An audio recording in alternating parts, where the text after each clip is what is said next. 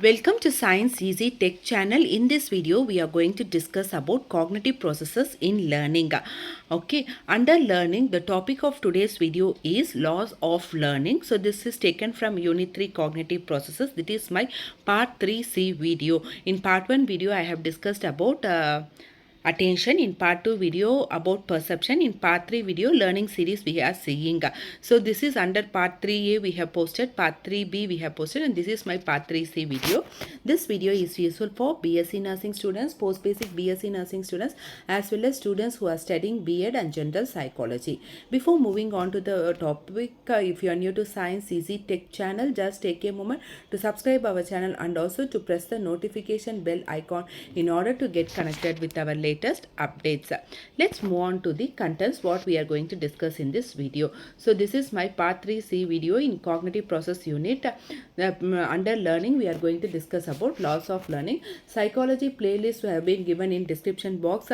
If you have not watched our previous videos, that is unit 1, unit 2 videos also we have posted. So kindly watch in our channel playlist BSc nursing psychology, which has been, the link has been given in description box, suggested end card and iCard also. So let's move on to the topic.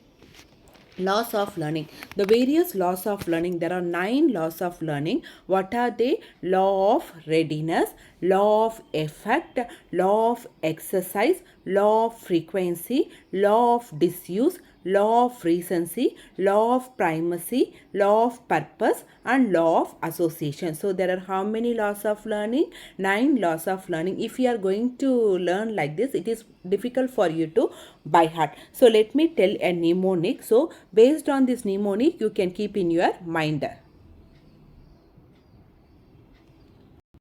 So you can use this acronym, like for remembering warning signs of cancer, you are using caution, like that, no? Similarly, here for learning laws of learning, you can use this acronym, that is REP, a class representative and all we are telling, no, REP, like that, REP. So R also you have 2 R's, 2 E's and 2 P's, and FAD, FAD, FAD. Okay, rep, FAD. So if you are going to keep like this in mind, it will not forget. So just by heart this rep, FAD. So under R you are having 2, under E also you are having 2, under P also you are having 2. F only 1, A only 1, D only 1. What first R is for? Readiness. Next R is for recency. Law of readiness, law of recency. E2 you are having, no, law of effect, law of exercise. Next P2 I have told, no, law of primacy, law of purpose. Okay, law of primacy, law of purpose. What is F?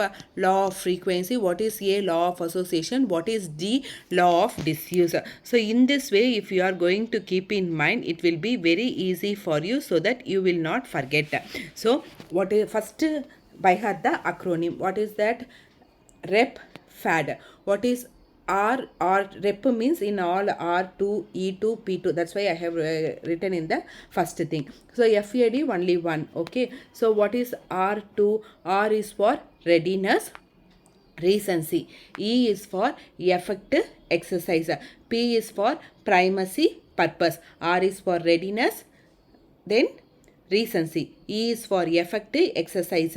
Then P is for purpose, primacy. Then F is for frequency. A is for association. D is for disuse. So in this way, if you are keeping, no, so that 6 will not, you will not forget. So law of readiness, law of effect, law of exercise or use, law of frequency, law of disuse, law of recency, law of primacy, law of purpose, law of association. So in this way you can learn it. So let's see one by one in detail. What is law of readiness?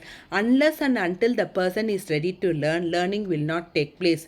So you should be motivated, you should have interest, and you should be in a position to learn. So learning takes best when a person is ready to learn. Suppose if I am not ready to learn music, even if you are going to push and push me in music class also, because my mind I am not ready to learn music, so I will not learn it. Suppose if I am interested in music, so that time what I can do, I can concentrate more on it and I can work on it. So learning takes place best when a person is ready to learn.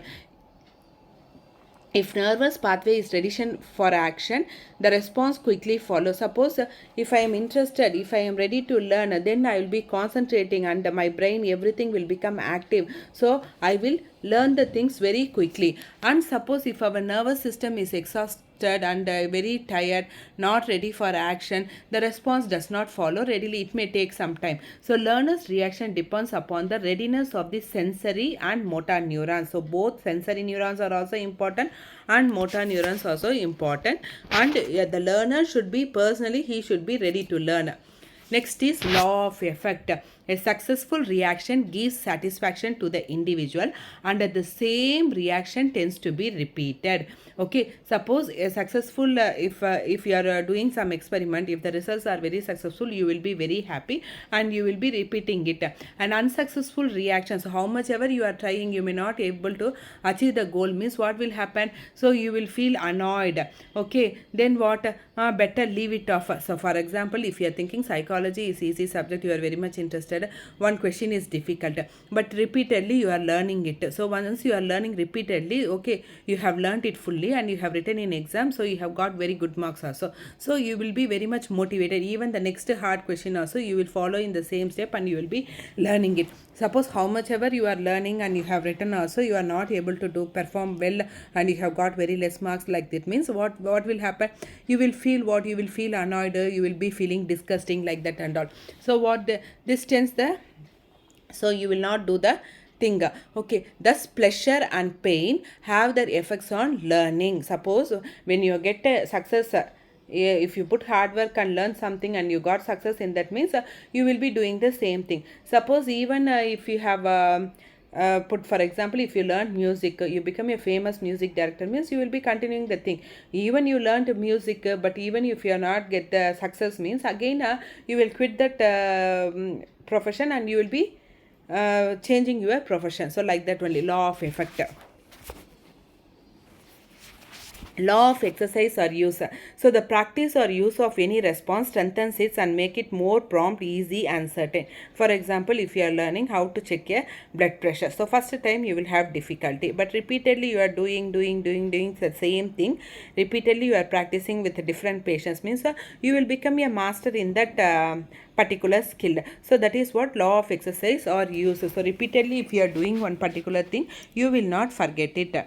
Okay, that is with regard to law of exercise. Law of frequency. So the law of frequency is correlated to the law of use. The more frequently a connection is exercised, the stronger the connection begins. So suppose if today you are doing one procedure, same procedure if you are doing tomorrow, okay, so repeatedly, okay, if you are checking the BP itself per day itself, so today you are checking, after 1 week you are checking, after 1 week you are checking, means the skill will not that much.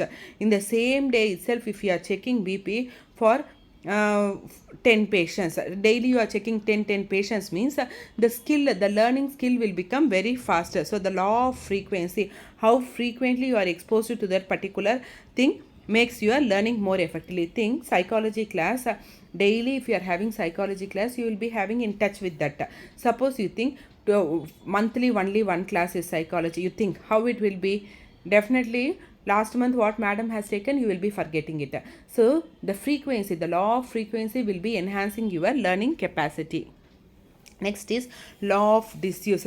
So continuously if you are practicing it, what you will be you will be strengthening the learning. Suppose if you are not at all practicing it, so if you have left it, so any learning process, if you are not practicing it, again slowly or gradually it will be declining.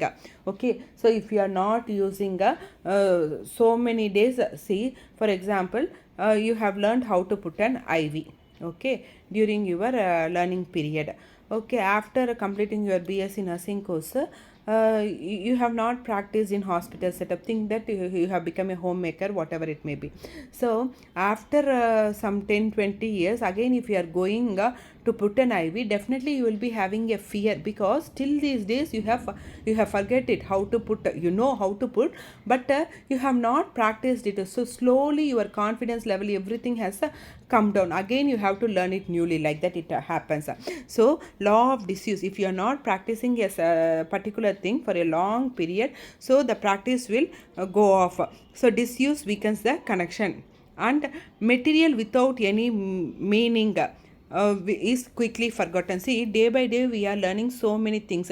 Whichever is having meaningful only you are keeping in your memory. So many things you are discarding it in the memory dustbin. So what means, whichever is important, that you will learn so many things, even though you are seeing in the environment daily also. Whichever is having meaning or purpose in your life, that only you will learn. So unwanted things and all you will not keep in your mind. Law of recency. So the law of recency is correlated to law of disuse. The more recent the exercise, the stronger is the connection between the situation and the response. The connection between your situation and the response is weakened gradually through disuse. Suppose recently you have learnt how to make it, so you have watched in YouTube or anything how to make a biryani, and you have written the steps, everything. So immediately you can remember it and you can do it. So last month I have watched it and this month I have done it, maybe I have forgotten it. So recently learned activities are better have a connection in producing the response than old activities which are not at all you are using. Okay. Law of recency. Law of primacy. So the first experience and acts are novel and apt to attract attention. So that's why we are telling the first experience is the best experience, first impression is the best impression, like that. So the first experience and acts are novel and apt to attract attention. They are readily impressed in the mind. The first day at school, the first act in learning to solve a puzzle are easily impressed. Okay, so that's why when teachers are also they will be giving they will be taking attractive classes and all, in order to draw the attention of the students. So law of primacy means what is the first impression what you are going to give. So that will be motivating the learner to follow the things in future. Law of purpose. So learning definite goal or definite purpose should be there in the student. So the student works towards a definite purpose. That's why even when a teacher is planning for learning also, she will have some specific objectives, general objectives and all. Without an objective, without an aim, she will also not teach. Even the student also should have a specific purpose or objective in order to learn new things. That is law of purpose. Law of association. Under law of association, always human beings connect things. For example, I told no, even in acronym also I told you can keep this acronym, learn this acronym, and you can remember this 9 steps easily. Similarly, law of association means we will be associating the different things based on our past experiences and all. We will be thinking, suppose when we are telling about Taj Mahal, the first thing comes into your mind is like Shah Jahan built it for his wife. And similarly Taj Mahal means itself, first thing what comes, it's marble, it's a beautiful thing, it's a 7 wonder of the world, like that and all. No, we used to connect it. Okay. So the laws which governs the association are the law of similarity. What similarity is there between two objects? Then contrast, what differences are there between two objects? So you can tell when we are telling similarities, law of similarity and law of contrast comes in law of association. Hope this video is clear for you all. Thanks for watching. If you like my video, please give a thumbs up, share and subscribe to Science Easy Tech channel. My previous videos link I have given in description box, suggested end card and iCard also. Or you can watch our channel playlist for more videos. Thank you friends. Keep supporting to Science Easy Tech channel.